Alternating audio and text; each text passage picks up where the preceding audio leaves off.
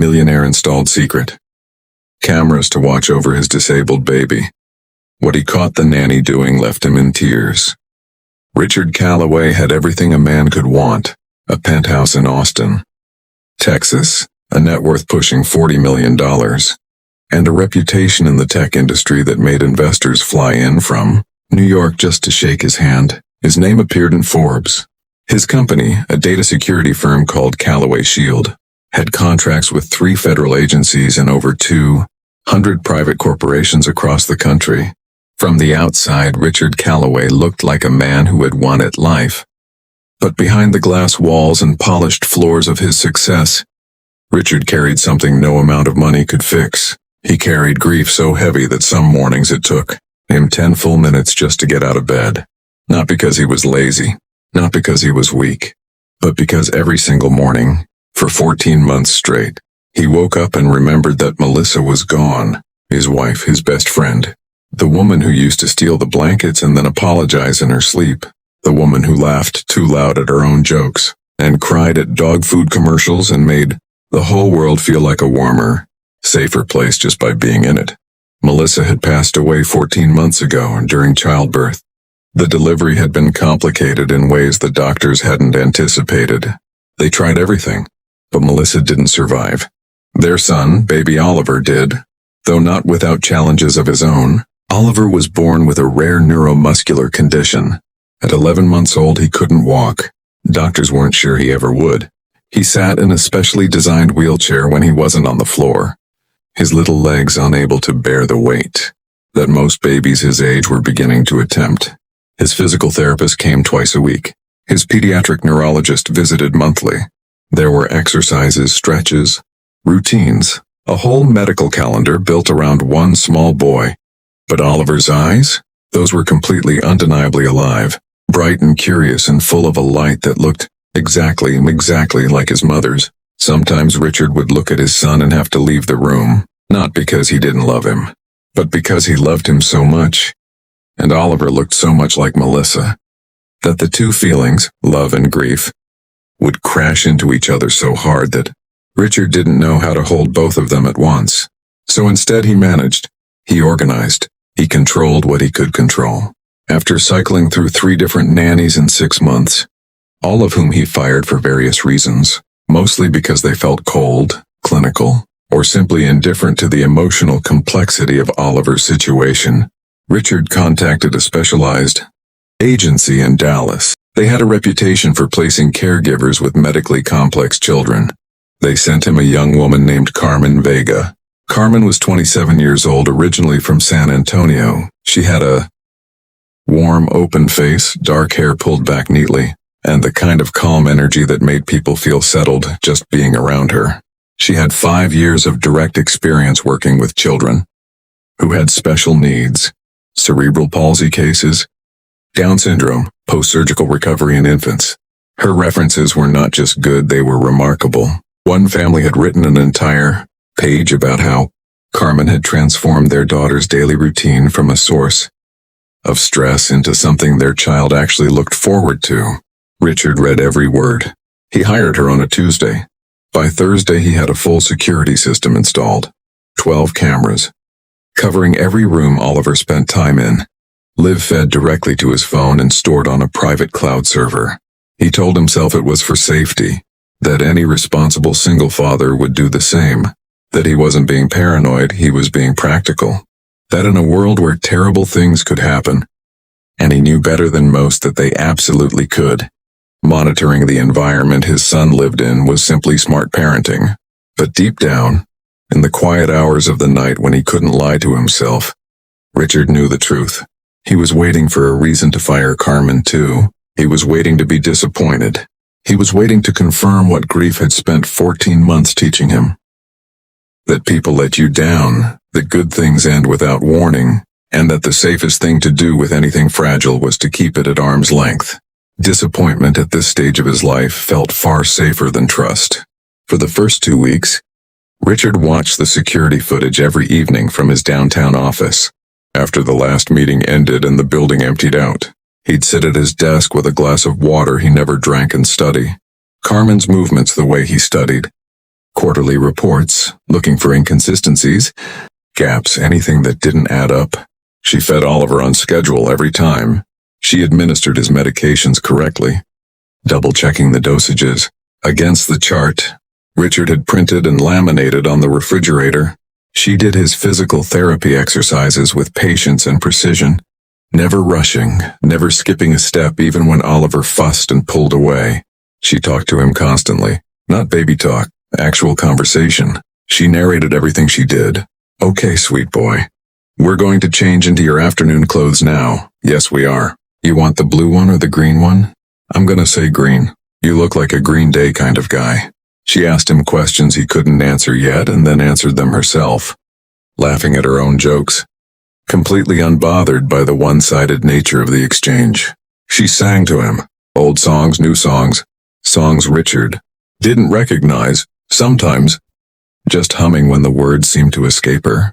She read to him from picture books, and from whatever she happened to be reading herself. One afternoon, Richard watched her read 3 pages of a novel out loud to Oliver, who sat in his wheelchair staring at her with an expression of profound seriousness, as though he was genuinely following the plot. Richard watched all of this every night, and every night he found nothing wrong. But he kept watching. Then came the morning of October 14th. Richard was seated at the head of a conference table on the 22nd floor, in the middle of a board meeting that had been going for 2 hours, when his phone buzzed in his jacket pocket. Security camera alert, kitchen, motion detected. He normally would have ignored it until the meeting ended, but something made him excuse himself. He stepped into the hallway, leaned against the wall beside a large potted plant that had probably never been watered by an actual human being, and opened the live feed. What he saw made him forget he was standing in an office building entirely. Carmen was lying on the kitchen floor, not sitting, lying, flat on her stomach, chin resting in one hand completely at Oliver's eye level. Around the two of them, she had pulled out what appeared to be every pot and pan from the lower kitchen cabinets, stainless steel mixing bowls, lids of various sizes, a small saucepan, a large stock pot turned upside down like a bass drum, and arranged them in a wide semicircle around Oliver like an elaborate, shiny percussion set. Oliver was sitting upright in the center of this metallic kingdom, both of his small hands wrapped around wooden cooking spoons, and he was banging, hard, enthusiastically, with the full-body commitment of someone who had discovered their true calling in life. Every time his spoon connected with a pot, his whole face transformed, eyes wide, mouth open in a huge gummy, absolutely unhinged grin, and he would look immediately at Carmen to confirm that she too understood the magnificence of what had just happened. And Carmen was losing it. She was laughing so hard her shoulders were shaking, her whole body rocking against the kitchen tile, one hand pressed over her mouth trying to contain herself. Every time Oliver hit a new pot for the first time, she'd gasp dramatically and say, "Oh, that one," like he just discovered a new element on the periodic table. Oliver would hear her reaction and immediately bang that pot again, harder, faster. A tiny composer learning that cause has effect and effect is hilarious. At one point, Carmen picked up her own wooden spoon and joined in. The two of them, a 27-year-old woman and an 11-month-old boy, sat on the kitchen floor of a $40 million home in Austin, Texas, and played the pots and pans like it was Carnegie Hall. Richard Calloway stood in a hallway on the 22nd floor of his own company building and watched this for 4 minutes and 47 seconds. He knew the exact time because he checked afterward. When he was trying to understand why his face was wet, he was crying, not the careful, controlled kind of sadness he sometimes allowed himself late at night, not the quiet, managed grief that he kept contained behind productivity and schedules and 12 security cameras. This was something else, something that came up from somewhere deep, somewhere he'd sealed off a long time ago, and came out whether he wanted it to or not. His son was happy. Oliver, his silent, beautiful, serious little boy who sometimes seemed to carry a weight no infant should know, was sitting on a kitchen floor, banging pots with wooden spoons, absolutely vibrating with joy, because a young woman from San Antonio had decided that the best way to spend a Tuesday morning was to get down on the floor and make noise with him. Richard stayed in that hallway for a long time after he put his phone away. He didn't go back into the meeting. He came home that evening earlier than he had in months. When he walked through the front door, Carmen was finishing the kitchen cleanup. Oliver in his wheelchair nearby, still clutching one wooden spoon with the pride of a knight who had earned his sword. The moment Oliver saw his father, he raised the spoon in the air and banged it against his wheelchair tray 3 times. Richard walked over. He crouched down, slowly, deliberately, until he was at his son's eye level. Something he realized, in that moment, he had not done nearly enough. "Hey, buddy." His voice came out rougher than he intended. "I heard you had a big morning." Oliver banged the spoon again, twice this time. Behind him, Carmen had turned from the sink. She was drying her hands on a dish towel, watching Richard with an expression that was carefully neutral. The practiced expression of someone who understood that employers were unpredictable, and it was better to wait and see. "You saw the footage," she said quietly. It wasn't a question. "I did," Richard said. He stood slowly and turned to face her. "I want to ask you something." Carmen held the dish towel in both hands. "Okay." "Why the floor?" he asked. "You could have sat in a chair. You could have put him at the table in his wheelchair, handed him the spoons, let him bang away just the same. Why did you lie down on the floor?" Carmen was quiet for a long moment. She looked at Oliver, then back at Richard. Then she said something that Richard Calloway would repeat for the rest of his life. To his son, to friends, to strangers at charity dinners who asked how he'd changed. Because that's where he lives. "Mr. Calloway, Oliver's world is low to the ground. If I want him to feel like I'm actually with him, not just taking care of him from above, I have to come down to where he is. I have to meet him in his world, not drag him up into mine." The kitchen was very quiet. Oliver looked between the 2 adults with great interest. Wooden spoon resting against his tray. Richard thought about how many times he had held his son at arm's length. Fed him, dressed him, done every single correct and responsible thing, but always from a distance.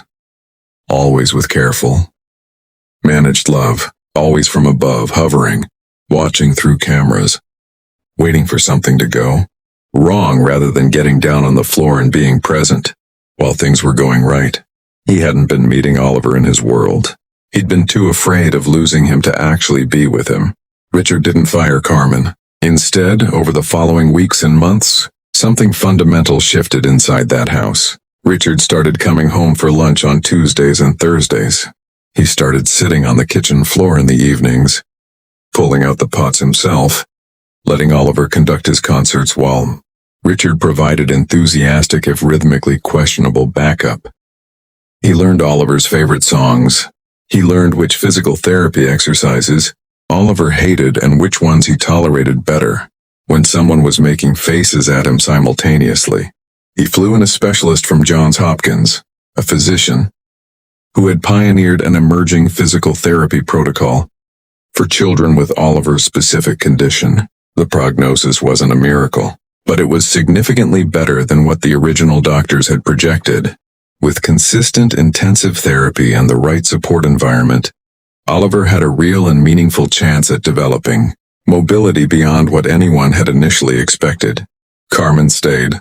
She became less of an employee and more of an essential person, someone Oliver reached for when he was upset, someone Richard actually consulted when making decisions about Oliver's care, therapy schedule, and daily routine.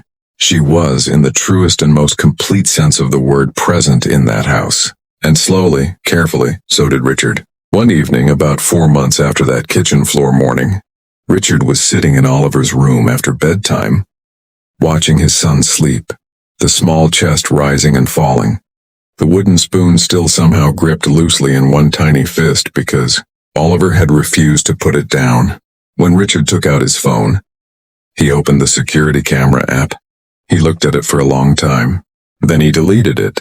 He had installed those cameras looking for failure, looking for betrayal, looking for the inevitable confirmation that the world was going to take something else from him.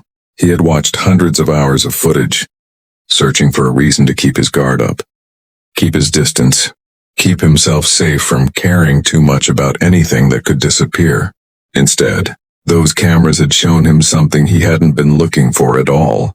They had shown him that life, stubborn, ridiculous, beautiful, insistent life, had been happening in his kitchen. Every single morning while he wasn't truly watching, not just recording, watching, his son was thriving. Someone had gotten down on the floor and stayed there. Not because a contract required it, not because a camera was recording, but because that was simply what love looked like in practice, and Richard had almost missed all of it. He set his phone down on the nightstand, reached into the crib, gently took the wooden spoon from Oliver's sleeping hand and set it beside the phone. Then he sat there in the quiet in the dark next to his son. No cameras, no distance, no armor, just a father, finally learning to be present in the world where his child lived. If this story touched your heart, please share it with someone who needed it today, because sometimes the most important thing we can do for the people we love is simply get down to their level and meet them exactly where they are.